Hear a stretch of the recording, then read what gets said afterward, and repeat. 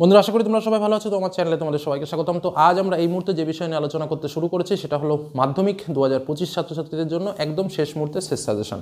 তো last minute suggestion কিন্তু আমি তোমাদের এর আগে সেক্টর ওয়াইজ কিন্তু শেয়ার করেছি। শুধুমাত্র লাস্ট মিনিট সাজেশন নয়, ইম্পর্টেন্ট চালাকিগুলো কী কী রয়েছে সে বিষয়গুলোও শেয়ার করেছি। আজ একদম প্রত্যেকটা পাঠকে একত্রে, অর্থাৎ বাংলার গল্প, কবিতা, নাটক, প্রবন্ধ, আমাদের যতগুলো বিষয় রয়েছে, রচনা, সমস্ত বিষয়কে একত্রে সম্পূর্ণরূপে শেষ মুহূর্তের সাজেশন তোমাদের সামনে শেয়ার করছি এবং আলোচনার মধ্যে অবশ্যই চালাকিগুলোও কিন্তু লুকিয়ে থাকবে, সেগুলোর দিকে অবশ্যই বিশেষ নজর দেবে। বারবার বলছি, যে প্রশ্নগুলো তোমাদের সামনে তুলে ধরবো কোনো প্রশ্নকে অবহেলা করবে না, কারণ প্রত্যেকটা প্রশ্ন ইম্পর্টেন্ট। বাংলার প্রশ্নগুলো এমনই হতে পারে যে প্রত্যেক লাইন থেকে প্রশ্ন আসতে পারে, সেই জায়গা থেকে দাঁড়িয়ে বেছে বেছে তোমাদের জন্য এই প্রশ্নগুলো তুলে ধরা।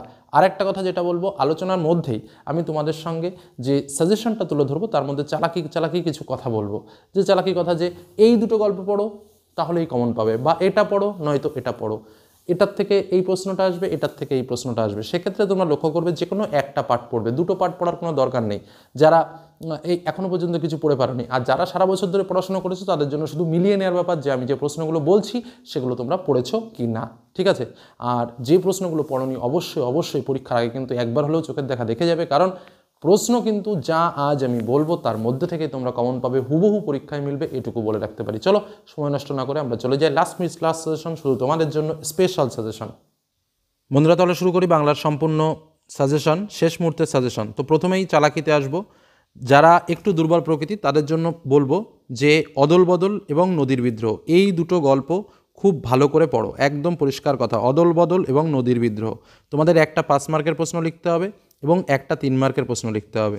এই অদল বদল এবং নদীর বিদ্রোহের প্রশ্নগুলো পড়লেই তোমরা কিন্তু পরীক্ষায় 5ও কমন পাবে, 3ও কমন পাবে। তো আমি স্বাভাবিকভাবে অদল বদল এবং নদীর বিদ্রোহের প্রশ্নগুলো তুলে ধরছি, তার সঙ্গে জ্ঞানচক্ষু এবং বহুরূপীও তুলে ধরবো। আমি আবারও বলছি, চালাকি কিন্তু এটাই, অদল বদল আর নদীর বিদ্রোহের প্রশ্নগুলো আমি সবচেয়ে ভালো করে পড়বো, আরগুলো না পড়লেও হবে, শুধুমাত্র শর্ট কোশ্চেনের জন্য। আর যাদের মনে হয় যে না স্যার আমরা সব পড়বো, তারা সমস্ত প্রশ্নগুলো পড়বে। তো প্রথম চলে আসবো অদল বদলের প্রশ্নগুলো। এই আওয়াজে মুখরিত হয়ে উঠল, কোন আওয়াজের কথা বলা হয়েছে? এই আওয়াজে মুখরিত হয়ে ওঠার কারণ কী ছিল? কী খাঁটি কথা? খাঁটি কথাটি কী? মন্তব্যের তাৎপর্য বুঝিয়ে দাও। ও আমাকে শিখিয়েছে খাঁটি জিনিস কাকে বলে? কার কথা বলা হয়েছে? খাঁটি জিনিসটা কী তা লেখো। কিন্তু আমাকে বাঁচানোর জন্য তো আমার মা আছে, বক্তাকে প্রসঙ্গটি তাৎপর্য সহ লেখো। অমৃতের জবাব আমাকে বদলে দিয়েছে, অমৃতের কোন জবাব তাকে বদলে দিয়েছে কীভাবে? অদল বদল গল্পে ক্রমশ গ্রাম পেরিয়ে কী আওয়াজে মুখরিত হয়ে উঠল? কার লেখা কোন রচনার অংশ? প্রসঙ্গ উল্লেখ করে কথাটির অর্থ ব্যাখ্যা করো। অমৃত এতেও পিছপা হতে রাজি নয়, কোন ব্যাপারে পিছপা হতে রাজি নয়? কখন পিছপা হতে রাজি নয় কথাটির অর্থ লেখো। ছেলের দল আনন্দে চেঁচিয়ে উঠল, ছেলের দল আনন্দের কারণ কি? এই আনন্দ স্থায়ী হয়েছিল কি? পরবর্তী কোশ্চেন, অমৃত সত্যি তার বাবা মাকে খুব জ্বালিয়েছিল, অমৃত কিভাবে বাবা মাকে জ্বালাতন করেছিল? অবশেষে অমৃতের মা কি করেছিল? নেক্সট, নদীর বিদ্রোহের প্রশ্ন। নদীর বিদ্রোহের যেটা প্রশ্ন, এবার কিন্তু 3 ও 5 মার্কের দুটোই কিন্তু আসতে পারে। তো মূল ইম্পর্টেন্ট প্রশ্নগুলো দেখে নাও। নদীর বিদ্রোহের কারণ সে বুঝিতে পারিয়াছে, নদী কখন বিদ্রোহ করেছিল? এই বিদ্রোহের কোন ঘটনা নদের চাঁদের বোধগম্য হয়েছিল লেখো। নদীর বিদ্রোহ গল্পের নদীর বিদ্রোহী হয়ে ওঠার কারণ কি বলে তোমার মনে হয়? নদীর জন্য নদের চাঁদের এত মায়া একটু স্বাভাবিক, কেন স্বাভাবিক ব্যাখ্যা করো। নদীকে এইভাবে ভালোবাসার একটা কৈফিয়ত নদের চাঁদ দিয়েছিল, নদের চাঁদের পেশা কি, সে কী কৈফিয়ত দিয়েছিল? নদের চাঁদ গর্ব অনুভব করিয়াছে কিসের জন্য, কেন? নদের চাঁদ স্তম্ভিত হয়ে গেল, নদের চাঁদের স্তম্ভিত হওয়ার কারণ কি? নিজের এই পাগলামিতেই যেন আনন্দ উপভোগ করেন, কার পাগলামির কথা বলা হয়েছে? উদ্দিষ্ট ব্যক্তির পাগলামির পরিচয় দাও। বড় ভয় করিতে লাগিল নদের চাঁদের, কেন? নদীর বিদ্রোহ গল্পের নদের চাঁদের চরিত্র লেখো। চিঠি পকেটেই ছিল, কোন চিঠি? তার পরিণতি কী হয়েছিল? 5 দিন নদীকে দেখা হয় নাই, কার কেন? এতে তার উৎসুক্যবোধের পরিচয় দাও। আজ তার মনে হইল কি প্রয়োজন ব্রিজের, কার মনে? প্রশ্ন ব্যাখ্যা করো। এই দুটো গল্পের প্রশ্ন পড়লে কিন্তু তোমরা 5 ও 3 উভয়ই কমন পাবে, কারণ তোমাদের পরীক্ষায় দুটো 5 মার্কের প্রশ্ন আসবে, একটা লিখতে হবে, দুটো 3 মার্কের প্রশ্ন আসবে, একটা লিখতে হবে। এবার যদি কেউ মনে করো না আমি দুটোর মধ্যে দুটোই পাবো, আমাকে সব প্রশ্নর আমি উত্তর চাই, বা আমার 100% কমন চাই যাকে বলা যায়, এটাও 100% কমন, তাদের জন্য আমি বলবো জ্ঞানচক্ষু দেখে রাখতে পারো। তবে এই দুটো যদি ভালো করে পড়ো, আরগুলো না পড়লেও কিচ্ছু যায় আসে না, এটাই হলো মূল কথা। তো যারা পড়তে চাইছো তাদের জন্য এই প্রশ্নগুলো দেখিয়ে দিচ্ছি। জ্ঞানচক্ষু থেকে 5 মার্কের প্রশ্ন আসতে পারে, 3 মার্কের প্রশ্ন আসার কোনো সম্ভাবনাই নেই। জ্ঞানচক্ষু গল্পে তপনের চরিত্র, তোমার গল্প আমি ছাপিয়ে দেবো বক্তাকে, সে কী ছাপিয়েছিল, কোথায় কীভাবে ছাপিয়েছিল, ছাপানোর পরিণতি কী? শুধু এই দুঃখের মুহূর্তেই গভীরভাবে সংকল্প করে তপন, কোন দুঃখের মুহূর্তের কথা বলা হয়েছে? সেই মুহূর্তে তপন কী সংকল্প করে? তপনের লেখা গল্প ছাপিয়ে দেওয়ার প্রতিশ্রুতি কীভাবে পালন হয়েছিল, নতুন মেশোকে দেখে কার কীভাবে জ্ঞানচক্ষু খুলেছিল, বিকালের চায়ের টেবিলে কথাটা ওঠে কোন কথাটির প্রতিক্রিয়া কী ছিল, পৃথিবীতে এমন অলৌকিক ঘটনা ঘটে কোন ঘটনাটি অলৌকিক লেখো, তপন আহ্লাদে কাদো কাদো হয়ে যায় তখন আহ্লাদে কাদো কাদো হয়ে যায় কখন কে কেন কাদো কাদো হয়েছিল। বহুরূপী থেকে 5 মার্কের প্রশ্ন আসবে না, শুধুমাত্র 3 মার্কের প্রশ্ন আসতে পারে। তো যে প্রশ্নগুলো পড়তে চাইছো যারা, তারা যে প্রশ্নগুলো দেখবে, খুব চমৎকার পাগল সাজতে পেরেছে তো লোকটা, সে কীভাবে পাগল সেজেছিল এই কথা বলার কারণ কি, হরিদাস জীবনের সত্যিই একটা নাটকীয় বৈচিত্র্য আছে, নাটকীয় বৈচিত্র্য কি, মোট 8 টাকা 10 আনা পেয়েছিল, কে পেয়েছিল, কী কারণে তিনি টাকাটা পেয়েছিলেন, খাঁটি মানুষ তো নন, বক্তা কে, তিনি খাঁটি মানুষ নন কেন, জগদীশবাবু যে কী কাণ্ড করেছেন, কে জগদীশবাবু, সে কী কাণ্ড করেছিল, একটা আতঙ্কের হল্লা বেজে উঠেছিল, কোথায় কেন, আপনি কি ভগবানের চেয়েও বড়, কাকে এই কথা বলা হয়েছে, তাকে এই কথা বলা হয়েছে কেন, অনাদি বলে এটা কি কাণ্ড করলেন হরিদা, কোন কাণ্ডের কথা বলা হয়েছে, কাণ্ডটি বিস্ময়কর কেন, তাতে যে আমার ঢং নষ্ট হয়ে যায়, ঢং বলতে এখানে কি বোঝানো হয়েছে, কিসের ঢং নষ্ট হয়ে যাবে, কি অদ্ভুত কথা বললেন হরিদা, বক্তাকে বক্তার কাছে হরিদার কথা অদ্ভুত বলে মনে হয়েছে কেন, হরির কাণ্ড, হরিকে, হরির কাণ্ড বলতে কি কোন কাণ্ডের কথা বলা হয়েছে। পরের দাবি থেকে আমি কোনো প্রশ্ন দেবো না, কারণ এবছর পরের দাবি থেকে কোনো প্রশ্ন এবছরের পরীক্ষায় আসবে না। এবার আমরা আসবো কবিতা থেকে লাস্ট মিনিট সাজেশন। তো দেখো তোমাদের স্পষ্ট করে বলে রাখি, যেমন করে আমি গল্পের বললাম ঠিক তেমন করে আমি কবিতারও বলবো। কবিতা থেকে আফ্রিকা, অভিষেক এবং অস্ত্রের বিরুদ্ধে গান, এই যে 3টে কবিতা বললাম, আফ্রিকা, অভিষেক এবং অস্ত্রের বিরুদ্ধে গান, এই 3টে কবিতা খুব ভালো করে পড়ো। আর কিছু না পড়লেও কোনো কিছু যায় আসে না, শর্ট কোশ্চেনের জন্য তোমরা সব অবশ্যই পড়বে, কিন্তু এই 3টে কবিতা ভালো করে পড়লে এর মধ্যে থেকে তোমরা 5ও কমন পাবে, 3ও কিন্তু কমন পেয়ে যাবে। ঠিক আছে, চলো, এটাই কিন্তু হচ্ছে চালাকি। আমি চালাকিও বলবো, সব সাজেশনও দেবো। এবার সাজেশনের মধ্যে থেকে তাহলে যারা একটু দুর্বল প্রকৃতির বা মনে করছো যে আমার 100% কমন পাওয়ার দরকার, একটু সব থেকে কম পড়ে, তাদের জন্য শুধুমাত্র এই 3টে কবিতার প্রশ্নগুলো পড়বে। ওকে, ঠিক আছে, চলো এবার আমরা দেখে নিই মূল ইম্পর্টেন্ট প্রশ্নগুলো কী কী। প্রথম আফ্রিকা থেকে বলবো, কারণ আমরা বলেছি কি আফ্রিকা, অভিষেক এবং অস্ত্রের বিরুদ্ধে গান। তো প্রথম আফ্রিকা, যেখান থেকে কিন্তু 5 এবং 3 উভয় মার্কের প্রশ্ন আসতে পারে। এলো ওরা লোহার হাতকড়ি নিয়ে, ওরা কারা, ওদের পরিচয় দাও। নখ যাদের তীক্ষ্ণ তোমার নেকড়ের চেয়ে, যাদের বলতে কাদের কথা বলা হয়েছে, তার নখ নেকড়ের চেয়ে তীক্ষ্ণ বলার কারণ কি, দাঁড়াও এই মানহারা মানবীর দ্বারে, কখন কে দাঁড়াবে, ছিনিয়ে নিয়ে গেল তোমাকে, তোমাকে বলতে কার কথা বোঝানো হয়েছে, তাকে কে কোথা থেকে ছিনিয়ে নিয়েছে, সভ্যের বর্বর লোভ, সভ্যের লোভকে বর্বর বলা হয়েছে কেন, অশুভধ্বনিতে ঘোষণা করলো দিনের অন্তিমকাল, অশুভধ্বনি কি, দিনের অন্তিমকালের তাৎপর্য নির্ণয় করো। গর্বে যারা অন্ধ তোমার সূর্যহারা অরণ্যের চেয়ে, কারা অন্ধ, তাৎপর্য লেখো। চিরচিহ্ন দিয়ে গেল তোমার অপমানিত ইতিহাসে, তোমার বলতে কার কথা বলা হয়েছে, তার অপমানিত ইতিহাসের বর্ণনা দাও। এবার আসবো অভিষেক থেকে, যেখান থেকে 5 এবং 3 দুই টাইপসের প্রশ্নই কিন্তু আসতে পারে। প্রথম প্রশ্ন, নৈপুত্র পিতার চরণে করজোড়ে কহিলা, পিতা ও পুত্রের পরিচয় দাও। পাঠ্যাংশ অবলম্বনে পিতা ও পুত্রের কথোপকথন নিজের ভাষায় লেখো। অভিষেক কবিতা অনুসারে মেঘনাদের চরিত্র বিশ্লেষণ করো। হেনকালে প্রমীলা সুন্দরী, হেনকাল বলতে কোন সময়ের কথা বলা হয়েছিল, সেই সময় কী ঘটেছিল তা সংক্ষেপে লেখো। কনক আসন তেজি, কে কেন কনক আসন ত্যাগ করেছিল। শিরচুম্বী ছদ্মবেশী অম্বুরাশি সুতা উত্তরিলা, অম্বুরাশি সুতা কে, তার উত্তর কী ছিল। এ অদ্ভুত বার্তা, কোন বার্তা, কেন অদ্ভুত। রক্ষ কুলমান একাল সমরে, রক্ষ চূড়ামণি, বক্তাকে রক্ষ চূড়ামণি বলতে কাকে সম্বোধন করেছেন, কাল সমর বলতে কী বোঝো। রত্নাকর রত্নোত্তমা ইন্দিরা সুন্দরী উত্তরিলা, ইন্দিরা সুন্দরী কে, তার উত্তরটি কী ছিল, উত্তরে মেঘনাদের প্রতিক্রিয়া কী ছিল। সাজিলা রথীন্দ্রস্বর্ব বীর আভরণে, রথীন্দ্রস্বর্ব বলতে কাকে বোঝানো হয়েছে, তার এই বীর আভরণে সজ্জিত হওয়াকে কাদের সঙ্গে তুলনা করা হয়েছে, ঘটনার উল্লেখ করে তা বর্ণনা করো। ঘুচাবো ও অপবাদ বধির রিপুকুলে, ও অপবাদ বলতে বক্তা কোন অপবাদের কথা বলেছেন, সেই অপবাদ ঘুচাতে বক্তা কী করেছিলেন। এবার আসবো অস্ত্রবিদ্যা গান কবিতায়, যেখান থেকে কিন্তু 5 ও 3 মার্কসের কোশ্চেন দুটোই আসতে পারে। যে 3টে আমি কবিতা সব থেকে বেশি ভালো করে পড়তে বলেছি, এটা তার লাস্ট কবিতা। গানের বর্ম আজ পড়েছি গায়ে, কে এই বর্ম গায়ে পড়েছেন, গানের বর্ম বলা তাৎপর্য বিশ্লেষণ করো। অস্ত্র ফেলো অস্ত্র রাখো গানের দুটি পায়ে, অস্ত্রের বিরুদ্ধে গানকে কবিতায় কবি কীভাবে প্রতিষ্ঠা করেছেন, অস্ত্র কিসের প্রতীক। গান কীভাবে অস্ত্রের বিরুদ্ধে হাতিয়ার হয়ে উঠতে পারে তা কবিতা অবলম্বনে লেখো। আমার শুধু একটা কোকিল, বক্তাকে কোকিল শব্দ ব্যবহারের তাৎপর্য ব্যাখ্যা করো। মাথায় কত শকুন বা চিল বলতে কবি কী বুঝিয়েছেন। হাত নাড়িয়ে বুলেট তাড়ায় কোন কবিতার অন্তর্গত, উদ্ধৃতাংশে কবি কী বলতে চেয়েছেন। বর্ম খুলে দেখো আদুর গায়ে, আদুর শব্দের অর্থ কী, কে বর্ম পড়েছে। গান তো জানি একটা দুটো, আঁকড়ে ধরে শেখর কুটো, বক্তাকে তার বক্তব্যের তাৎপর্য লেখো। এই 3টে কবিতার প্রশ্ন কিন্তু অবশ্যই পড়বে, এখান থেকেই কিন্তু তোমরা কমন পেয়ে যাবে, একদম 100% শিওর বলছি। ওকে, তবুও যাদের মনে হয় যে না আমরা আরও একটু বেশি পড়তে চাই, তাদের জন্য অন্যান্য কবিতার প্রশ্নগুলো তুলে ধরছি। প্রথম অশোকী একজন থেকে দেখো শুধুমাত্র 5 মার্কের প্রশ্ন আসতে পারে, 3 মার্কের প্রশ্ন আসার কোনো সম্ভাবনা নেই। তো কী কী প্রশ্ন ইম্পর্টেন্ট রয়েছে, তারপর যুদ্ধ এলো, যুদ্ধকে কিসের সঙ্গে তুলনা করা হয়েছে, যুদ্ধ আসার ফলে কী হয়েছিল, আর সেই মেয়েটি আমার অপেক্ষায়, কোন মেয়েটির কথা বলা হয়েছে, আমার অপেক্ষায় বলার তাৎপর্য কী, যেখানে ছিল শহর সেখানে ছড়িয়ে রইল কাঠকয়লা, কেন কী হয়েছিল বর্ণনা করো। রক্তের একটা কালো দাগ, কোথায় কখন কার রক্তের দাগের কথা এখানে বলা হয়েছে। শিশুরা খুন হলো, সেই মেয়েটির মৃত্যু হলো না, কী কারণে শিশুরা খুন হলো, মেয়েটির মৃত্যু না হওয়ার কারণ কি? তারপর যুদ্ধ এলো, যুদ্ধের ভয়ঙ্কর রূপের পরিচয় দাও। অসুখী একজন কবিতায় অসুখী কে এবং কেন? এবার আসবো আয়ারও বেদুদে থাকি কবিতা থেকে, যেখান থেকে শুধুমাত্র 3 মার্কের প্রশ্ন আসার সম্ভাবনা, 5 মার্কের কিন্তু কোনো প্রশ্ন আয়ারও বেদুদে থাকি থেকে আসবে না। প্রথম প্রশ্ন, আমাদের ডান পাশে ধস, আমাদের বলতে কবি কাকে বুঝিয়েছেন? তাদের অবস্থান সম্পর্কে কবি আর কি কি বলেছেন? পায়ে পায়ে হিমানির বাদ, কাদের পায়ে পায়ে হিমানির বাদ, হিমানির বাদ কি, এ বিষয়ে কবির বক্তব্য কি? আমাদের পথ নেই কোনো, কেন পথ নেই, যাদের পথ নেই তারা কারা? আমরাও তবে এইভাবে এই মুহূর্তে মরে যাব নাকি? কোন কবিতার অন্তর্গত? কবিতাংশে কোন আশা নিরাশার দোলাচল দেখা যায়?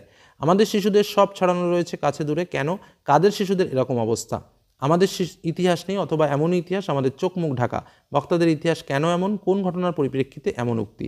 এবার আসবো সিন্ধু তীরে থেকে, শুধুমাত্র 3 মার্কের প্রশ্ন আসতে পারে, 5 মার্কের প্রশ্ন আসার কিন্তু কোনো সম্ভাবনা নেই। কী কী প্রশ্ন রয়েছে? দিব্যপুরী সমুদ্র মাঝার, কোন পুরীকে দিব্যপুরী বলা হয়েছে? দিব্যপুরী বলার কারণ কি? কন্যারে ফেলিল যথা, কন্যার পরিচয় দাও, তাকে যেখানে ফেলা হয়েছিল সে স্থানটি কিরূপ ছিল? বিস্মিত হলো বালা, বালাকে তার বিস্মিত হওয়ার কারণ কি? বাহরুক কন্যার জীবন, বাহরুক শব্দের অর্থ কি? কোন কন্যার কথা এখানে বলা হয়েছে? কন্যার জীবনকে ফিরিয়ে কে আনতে চায়, কিভাবে সে কন্যার জীবন ফিরিয়ে এনেছিল? তথা কন্যা থাকে সর্বক্ষণ, কোন কন্যা সে স্থানের পরিচয় দাও? অনুমান করে নিজ চিতে, কে কি অনুমান করেছিল? চিত্রের পোতালি সমা, কাকে চিত্রের পোতালি সমা বলা হয়েছে, কেন বলা হয়েছে? প্রলয়োল্লাস থেকে, এখান থেকে শুধুমাত্র 3 মার্কের প্রশ্ন আসার সম্ভাবনা, 5 মার্কের কিন্তু কোনো প্রশ্ন এখান থেকে আসবে না। অট্টরোলের হট্টগোল, স্তব্ধ চরাচর, চরাচর স্তব্ধ কেন? অট্টরোলের হট্টগোল কি? সর্বনাশী জ্বালামুখী কে, কেন? কাল ভয়ঙ্করের বেশে এবার ওই আসে সুন্দর, কাল ভয়ঙ্কর কে, তার ভয়ঙ্কর রূপের বর্ণনা দাও, তাকে সুন্দর বলা হয়েছে কেন? তোরা সব জয়ধ্বনি কর, তোরা বলতে কাদের কথা বোঝানো হয়েছে? কাদের জন্য তারা জয়ধ্বনি করবে? গড়তে জানে সে চিরসুন্দর, কে কি গড়তে জানে? ওই নতুনের কেতন ওড়ে, কালবৈশাখীর ঝড়, উদ্ধৃতাংশটি কোন কবিতার অন্তর্গত? প্রসঙ্গ উল্লেখ করে উদ্ধৃতাংশটির তাৎপর্য সংক্ষেপে ব্যাখ্যা করো। আসছে এবার অনাগত, প্রলয় নেশার নিত্যপাগল, সিন্ধুপাড়ের সিংহধারে ধমক এনে ভাঙল আগল। উদ্ধৃতাংশটির অন্তর্নিহিত ভাব সংক্ষেপে লেখো।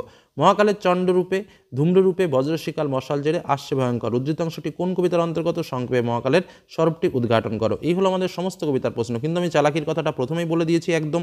কি বলেছি আমি তোমাদের আরও একবার মনে করিয়ে দিই। মাত্র 3টে কবিতা, সেটা হলো যে কটা প্রশ্ন দিলাম, এত প্রশ্ন পড়ার কোনো প্রয়োজন নেই, শুধুমাত্র আফ্রিকা, অভিষেক এবং অস্ত্রের বিরুদ্ধে গান, এই 3টে কবিতার প্রশ্নগুলো পড়ো, এখান থেকেই 5 ও 3 কমন পাবে। গল্পের ক্ষেত্রেও আমরা ঠিক একই কথা বলেছি, মাত্র 2টো গল্প বলেছি, যে 2টো গল্প ভালো করে পড়ো, অদল বদল এবং নদীর বিদ্রোহ। চলে যাব পরবর্তী পাঠ নিয়ে আলোচনায়।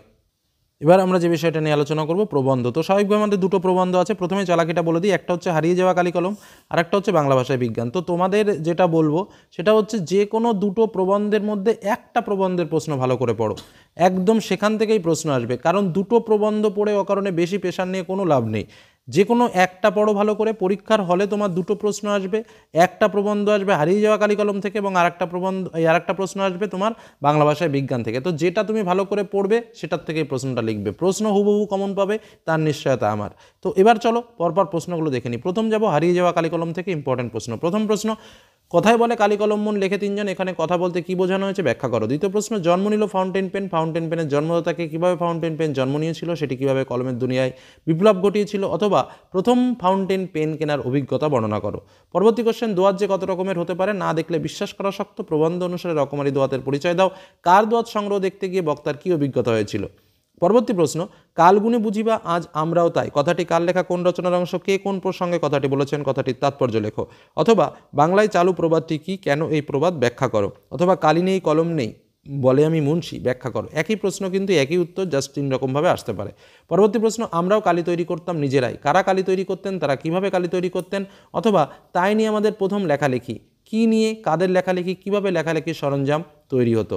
লেখকের কল্পনায় রকমারি কলমের বর্ণনা দাও। এবং লাস্ট কোশ্চেন, আশ্চর্য সবই আজ অবলুপ্তির পথে, কি আশ্চর্য, কেন অবলুপ্তির পথে, ব্যাখ্যা করো। তো যারা হারিয়ে যাওয়া কালিকলম পড়বে তারা এই প্রশ্নগুলো পড়বে, আর যারা মনে করছে আমরা বাংলা ভাষায় বিজ্ঞান পড়বো তাদের জন্য প্রশ্নগুলো বলছি। এই দোষ থেকে মুক্ত না হলে বাংলা বৈজ্ঞানিক সাহিত্য সুপ্রতিষ্ঠিত হবে না। কোন দোষের কথা বলা হয়েছে, বৈজ্ঞানিক সাহিত্য কীভাবে প্রতিষ্ঠিত হবে। আমাদের আলংকারিকগণ শব্দের ত্রিবিধ কথা বলেছেন, আলংকারিক বলতে কি বোঝায়, আলংকারিকদের ত্রিবিধ বিষয়টি বর্ণনা করো।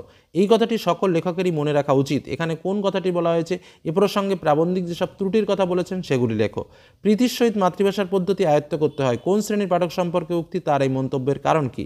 তাদের মোটামুটি 2টি শ্রেণীতে ভাগ করা যায়, তাদের বলতে কাদের কথা বলা হয়েছে, 2 শ্রেণীর পরিচয় দাও। পাশ্চাত্য দেশের তুলনায় এদেশের জনসাধারণের বৈজ্ঞানিক জ্ঞান নগণ্য, এমন বক্তব্যের কারণ কি। অল্পবিদ্যা ভয়ঙ্করী প্রবাদটি প্রবন্ধ অনুসারে কিভাবে প্রমাণিত হয়, এর সপক্ষে যুক্তি দাও। এরকম ভুল লেখা সাধারণ পাঠকদের কাছে অনিষ্টকর। কোন লেখাটা ভুল, তা কেন অনিষ্টকর? কলকাতা বিশ্ববিদ্যালয়ের পরিভাষা সমিতি সম্পর্কে আলোচনা করো। এতে রচনা উৎকট হয় কেন? এর বিধানকল্পে কি করা যেতে পারে? তার জন্য উপযুক্ত ব্যবস্থা করা আবশ্যক কেন? কিসের জন্য উপযুক্ত ব্যবস্থা করা আবশ্যক? দেখো, প্রশ্ন অনেক দেখে কোনো লাভ নেই, যে কোনো একটার পড়বে এবং যে কটা প্রশ্ন পড়বে গ্যারান্টি সহকারে কমন পাবে। কি বললাম বোঝা গেল? যে কোনো একটার পড়বে। এবার আসবো নাটক থেকে সিরাজউদ্দৌলার প্রশ্ন।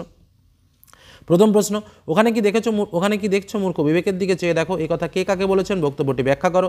সিরাজউদ্দৌলা নাটকে সিরাজউদ্দৌলা অথবা ঘসিটি বেগমের চরিত্র আলোচনা করো। কিন্তু ভদ্রতার অযোগ্য তোমরা, কাকে উদ্দেশ্য করে কথাটি বলা হয়েছে? এই কথা বলার কারণ কি?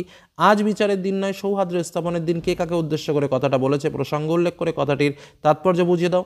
মনে হয় ওর নিঃশ্বাসে বিষ, ওর দৃষ্টিতে আগুন, ওর অঙ্গ সঞ্চালনে ভূমিকম্প। ওর বলতে কাকে বোঝানো হয়েছে? বক্তার এমন মন্তব্যের কারণ কি? হিন্দু মুসলমানের মাতৃভূমি গুলবাগ এই বাংলা। এই বক্তব্যের মাধ্যমে বক্তার দেশপ্রেমের যে পরিচয় পাওয়া যায় তা নাট্যাংশ অবলম্বনে লেখো। আছে শুধু প্রতিহিংসা, কে কার উদ্দেশ্যে কথাটা বলেছে? প্রতিহিংসার কারণ কি? তার দেশে হাসি মুখেই মৃত্যুকে বরণ করব। এখানে কার দেশের কথা বলা হয়েছে? তাৎপর্য বিশ্লেষণ করো। জাতির সৌভাগ্য সূর্য আজ অস্তাচলগামী, উক্তিটির তাৎপর্য বিশ্লেষণ করো, ব্যাখ্যা করো। বাংলার এই দুর্দিনে আমাকে ত্যাগ করবেন না, কে কোন প্রসঙ্গে এই উক্তি করেছেন? এই উক্তির মধ্য দিয়ে বক্তার কোন মানসিকতা প্রকাশ পেয়েছে? লেখো। 10টা প্রশ্ন দিয়েছি, এর মধ্যে কেমন পাবে নিশ্চিত। এবার চলে আসবো আমরা কোনি থেকে ইম্পর্টেন্ট প্রশ্ন। এবার আসি কোনি থেকে ইম্পর্টেন্ট প্রশ্ন। প্রথম, কোনি উপন্যাসে লীলাবতী, কীর্তিসিংহ ও কোনির চরিত্র। জুপিটার ক্লাবে কীর্তিসিংহ এর বিরুদ্ধে আনা অভিযোগগুলো কী ছিল? এগুলোর উত্তরে কীর্তিসিংহ এর বক্তব্য কী ছিল তা সংক্ষেপে লেখো। না, ওরা জুপিটারের শত্রু। ওরা কারা? ওরা কেন জুপিটারের শত্রু? প্রসঙ্গটি লেখো। স্টেট চ্যাম্পিয়নশিপে কোনির বিরুদ্ধে যে চক্রান্ত হয়েছিল তার বিবরণ দাও। এটা বুকের মধ্যে পুষে রাখুক, কথাটি কে ভেবেছে? কথাটির তাৎপর্য লেখো। দেখো, এই যে 5টা প্রশ্ন দিয়েছি এর মধ্যে 3টে চরিত্র রয়েছে। এর মধ্যেই আমি আশা রাখছি তোমরা 2টো প্রশ্ন পাবে। কিন্তু যেহেতু কোনি একটা বিরাট বড় উপন্যাস, যে কারণে কিছু কিছু প্রশ্ন এক্সট্রা পড়তেই হবে। যেমন, কীর্তিসিংহ কোনিকে সাঁতার চ্যাম্পিয়ন করার জন্য যে কঠোর অনুশীলনের ব্যবস্থা করেছিলেন তার পরিচয় দাও। তোর আসল লজ্জা জলে, আসল গর্বও জলে। কোনির কোন কথার পরিপ্রেক্ষিতে কথা বলা হয়েছে? তার আসল লজ্জা ও আসল গর্ব জলে বলার কারণ কি? অবশেষে কোনি বাংলা সাঁতার দলে জায়গা পেল। কোনি কীভাবে বাংলা সাঁতার দলে জায়গা পেল তা লেখো। বুকের মধ্যে প্রচণ্ড একটা মোচড় সে অনুভব করলো, চিকচিক করে উঠল চোখ দুটো। কার সম্পর্কে কথা বলা হয়েছে? কেন তার এই অবস্থা? কম্পিটিশনে পড়লে মেয়েটা তো আমার পা ধোয়া জল খাবে। কে কাকে কথাটি বলেছে? কার সম্পর্কে এই কথা? কথাটির তাৎপর্য বিশ্লেষণ করো। হঠাৎ তার চোখে ভেসে উঠল সত্য সংখ্যাটা। কখন? কার চোখে? তাৎপর্য কী? খিদ্দা, এবার আমরা কি খাবো? বক্তাকে উদ্দিষ্ট ব্যক্তি কিভাবে তাকে সাহায্য করেন? ওইটাই তো আমি রে, যন্ত্রণাটাই তো আমি। বক্তাকে তাৎপর্য লেখো। মাদ্রাজে অনুষ্ঠিত সাঁতার প্রতিযোগিতায় কোনির সৌভাগ্য ও দুর্ভাগ্যের পরিচয় দাও। তারপরে বঙ্গানুবাদ, নিজেকে প্র্যাকটিস করতে হবে। তারপরে চলে আসবো আমরা সংলাপে। পথ নিরাপত্তা বিষয়ে সচেতন করতে 2 বন্ধুর মধ্যে সংলাপ। বিভিন্ন ছোঁয়াচে রোগ ব্যাধি থেকে মানুষকে সচেতন করতে 2 বন্ধুর মধ্যে সংলাপ। রক্তদানের উপযোগিতা নিয়ে 2 বন্ধুর মধ্যে সংলাপ। প্রাকৃতিক দুর্যোগে ছাত্র সমাজের কর্তব্য নিয়ে 2 বন্ধুর মধ্যে সংলাপ। বৃক্ষরোপণের উপযোগিতা নিয়ে 2 বন্ধুর মধ্যে সংলাপ।